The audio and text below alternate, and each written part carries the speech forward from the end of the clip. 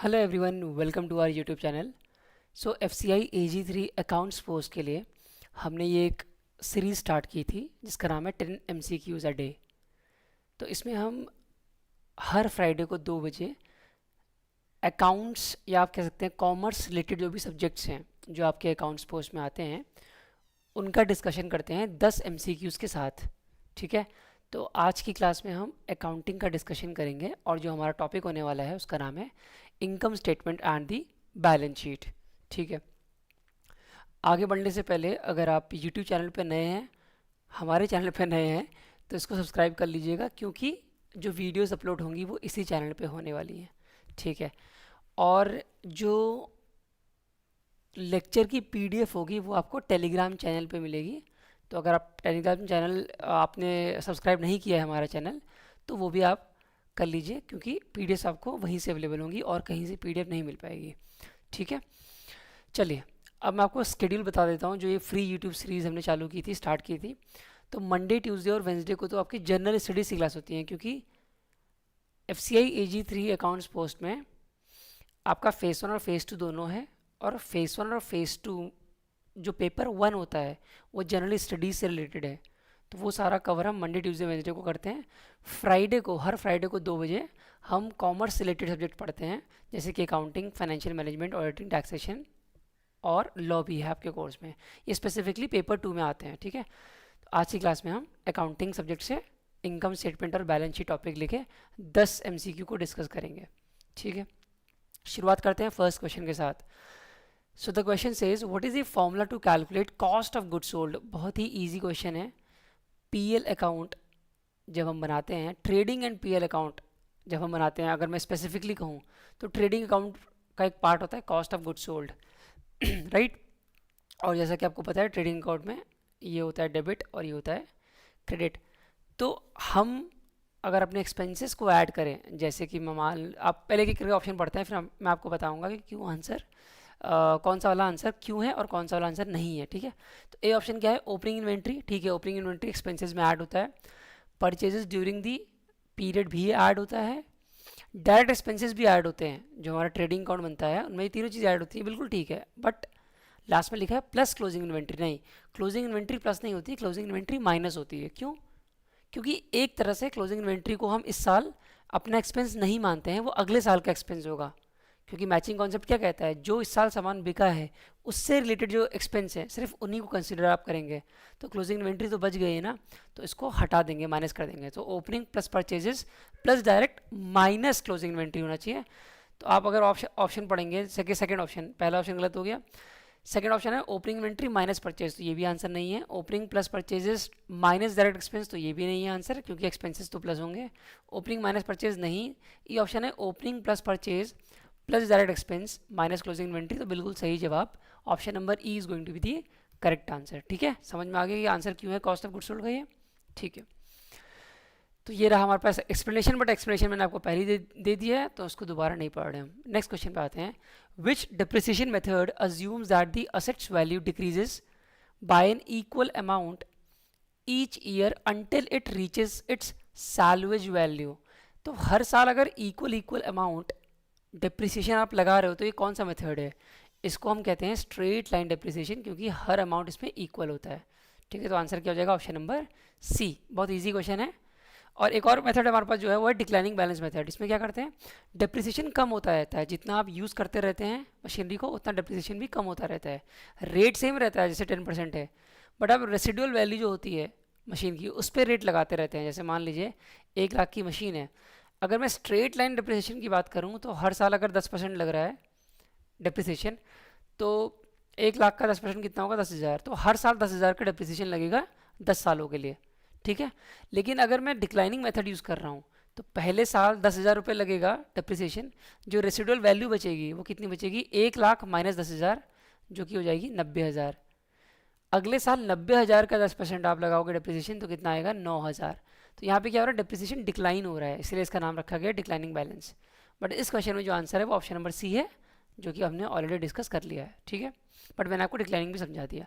Unit of production में क्या होता है, बेसिकली एक set of number of production लेते हैं कि इतना नंबर ऑफ यूनिट्स ये मशीन प्रोड्यूस कर सकता है, और उसके अकॉर्डिंग डिप्रिसिएशन लगाते हैं कि जिस साल जितना ज़्यादा प्रोडक्शन हुआ है उतना ज़्यादा डिप्रिसिएशन लगेगा, कम प्रोडक्शन हुआ है तो कम डिप्रिसिएशन लगेगा। ठीक है, अब आते हैं क्वेश्चन नंबर 3 पे। Which financial metric represent the residual profit generated by the company after deducting all the expenses from its revenue? Total revenue आपके पास है, उसमें से आप टोटल एक्सपेंस माइनस कर दोगे तो क्या बचेगा? ग्रॉस प्रॉफिट नहीं, ऑपरेटिंग प्रॉफिट नहीं, क्योंकि ग्रॉस प्रॉफिट आपका आता है ट्रेडिंग अकाउंट बना के, और फिर आता है ऑपरेटिंग प्रॉफिट जब आप ऑपरेटिंग एक्सपेंसेस माइनस कर देते हो। ठीक है, लेकिन इसमें बोल रहा है टोटल प्रॉफिट और टोटल रेवेन्यू से टोटल एक्सपेंस माइनस कर रहे हो, तो आपका जो अल्टीमेट फिगर है वो नेट प्रॉफिट है। तो option number C is going to be the answer here. ठीक है, next question, question number 4, which of the following is incorrect? Incorrect बताना है आपको, तो जहाँ क्रॉस टिक लगेगा वो आंसर होगा। Profit and loss account shows the profit और loss of a business as of given date. No, as of given date नहीं बताता है, प्रॉफिट लॉस बताता है प्रॉफिट लॉस किसका? पूरे साल भर का, फॉर अ गिवन पीरियड। तो ये गलत स्टेटमेंट है। एज ऑफ गिवन डेट तो बैलेंस शीट होती है, तो ये गलत स्टेटमेंट है। ठीक है, और हमको गलत ही पहचानना है। सेकेंड स्टेटमेंट से is non operating income and expenses are financial transaction that occur outside the company's core business operation. हाँ तो सही है ये, क्योंकि नॉन ऑपरेटिंग इनकम की बात कर रहे हैं ना, तो ये कोर बिजनेस नहीं होता है, इसका नाम ही नॉन ऑपरेटिंग इनकम और एक्सपेंस है, तो ये नॉन कोर एक्टिविटीज़ हैं। ठीक है, तो ये सही स्टेटमेंट है। Third, trading account shows, third है हमारा, ट्रेडिंग अकाउंट शोज अ नेट प्रॉफिट और नेट लॉस, तो ये भी गलत स्टेटमेंट है। ट्रेडिंग अकाउंट हमारा ग्रॉस प्रॉफिट और ग्रॉस लॉस दिखाता है, ना कि नेट प्रॉफिट और नेट लॉस। ठीक है, तो ये भी गलत है। तो फर्स्ट ऑप्शन भी गलत हो गया, तो ये आंसर है, और थर्ड ऑप्शन भी गलत है, स्टेटमेंट भी गलत है, तो थर्ड भी ऑप्शन है। तो 1 एंड 3 ऑप्शन कहाँ है हमारे? ये 1 एंड 2 है, ये भी नहीं होगा, ये भी नहीं होगा। सी ऑप्शन में देखिए आपका 1 एंड 3 इनकरेक्ट है, तो option number C is going to be our correct answer. ठीक है, चलो क्वेश्चन नंबर 5 पे आते हैं।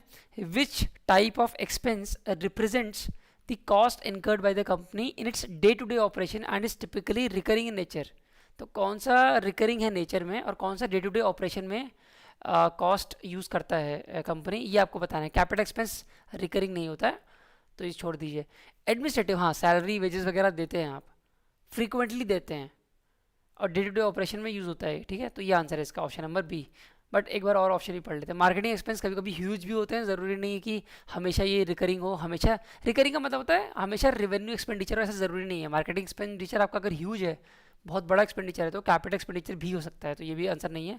रिपेयर भी वही होता है, हर बार ज़रूरी नहीं कि एडमिनिस्ट्रेटिव, हर बार ज़रूरी नहीं है कि ये रिकरिंग ही हो, कभी कभी बहुत ज़्यादा बड़े रिपेयर एक्सपेंस भी लगते हैं, तो डिपेंड करता है नेचर पे कि रिपेयर एक्सपेंस कैसा है। तो ये भी आंसर नहीं है, तो इसका मोस्ट अप्रोप्रिएट आंसर होगा option number B, administrative expense. ठीक है, चलो नेक्स्ट क्वेश्चन पे आते हैं। Which component of the shareholders equity represent the portion of the company's capital raise to the issuance of shares? तो जो कंपनी क्या करती है, शेयर इशू करती है, तो इसको किस नाम से हम रिप्रेजेंट करते हैं बैलेंस शीट में? तो बड़ा आसान है, जो पैसा हमको मिलता है वो है शेयर कैपिटल। शेयर इशू करेंगे तो आपको क्या मिलेगा? पैसा मिलेगा, उसको शेयर कैपिटल पे तो रखेंगे, तभी तो नाम है शेयर कैपिटल, शेयर का पैसा। ठीक है, तो option number A is going to be the correct answer. तो और ऑप्शन पढ़ने की जरूरत नहीं, क्योंकि ये बहुत ऑब्वियस आंसर है, इसमें ऐसा कुछ नहीं है कि आपको मोस्ट अप्रोप्रिएट चूज करना है, इसका एक ही आंसर है, वो यही है। ठीक है, आगे बढ़ते हैं। Question number 7, which financial statements provides a comprehensive view of a companies assets and liabilities at a specific point in time? Specific point in time में कंपनी की असेट और लायबिलिटी कौन दिखा रहा है? इनकम स्टेटमेंट नहीं, ये तो पूरे साल भर का प्रॉफिट या लॉस दिखाता है। Balance sheet absolutely correct. किसी पॉइंट इन टाइम में जो कंपनी की असेट और लायबिलिटी दिखाएगा उसका नाम क्या है? असेट मतलब होता है रिसोर्सेज, लायबिलिटी मतलब ऑब्लिगेशन। कौन दिखाता है रिसोर्सेज और ऑब्लिगेशन? बैलेंस शीट दिखाता है। तो option number B is going to be the correct answer. Next question, which of the following statement about intangible asset is true? Intangible asset के बारे में क्या सही है? इनटैंजिबल एसेट है फिजिकल सब्सटेंस? नहीं, इनटैंजिबल एसेट को आप छू थोड़ी सकते हो। Intangible assets are short term asset, नहीं ये लॉन्ग टर्म एसेट्स होते हैं। Intangible assets are non physical assets that hold no value for a company, गलत वैल्यू होती है इनकी। Intangible assets are long term asset that provide future economic benefits. हाँ हो सकता है आंसर, बट एक बार लास्ट ऑप्शन भी पढ़ लेते हैं, मोस्ट अप्रोप्रिएट चूज करना है आपको। Intangible assets are tangible asset, नहीं ये तो गलत है। तो आंसर आपका यही होगा, क्योंकि बाकी सारे एलिमिनेट हो गए हैं। Option number D is going to be the correct answer. ठीक है, next question, question number 9, what is the primary purpose of preparing a balance sheet? Balance sheet बनाते क्यों हैं, इसका प्राइमरी पर्पस क्या है, ये आपको बताना है। असेसिंग द प्रॉफिटेबिलिटी, नहीं, इसके लिए तो पीएल अकाउंट बनाते हैं। डिटरमाइनिंग कैश फ्लो, नहीं, इसके लिए तो कैश फ्लो स्टेटमेंट बनाते हैं। Evaluating financial health, yes absolutely correct. ठीक है, तो option number C is going to be the correct answer है। अब आते हैं क्वेश्चन नंबर 10 पे, जो आपका होमवर्क क्वेश्चन है। तो मैं इसको रीड नहीं कर रहा हूँ आपके लिए, या आपको रीड करना है। चलिए क्वेश्चन रीड मैं कर देता हूँ, बट ऑप्शंस आपको रीड करने हैं वीडियो पॉज करके, और मुझे आंसर देना है कमेंट सेक्शन में। और मैं आपको पता कैसे चलेगा आपका आंसर सही है कि गलत है, जो आप आंसर देंगे उसमें मैं रिएक्ट कर दूंगा, हार्ट दे दूंगा, तो आप समझ जाना कि आपका आंसर सही है। बट ये क्वेश्चन मैं आपके लिए नहीं पढ़ रहा हूँ, क्वेश्चन मतलब पढ़ूंगा मैं, ऑप्शंस आपको खुद पढ़ने हैं। ठीक है, पॉज करके, वीडियो पॉज करके। In the balance sheet tangible assets under the head non current assets are also called as what. अब आपको ये आंसर देना है वीडियो पॉज करके। ठीक है, चलिए फिर आज के लिए इतना ही, अब मिलेंगे हम नेक्स्ट लेक्चर में, तब तक के tata bye bye, thank you everyone.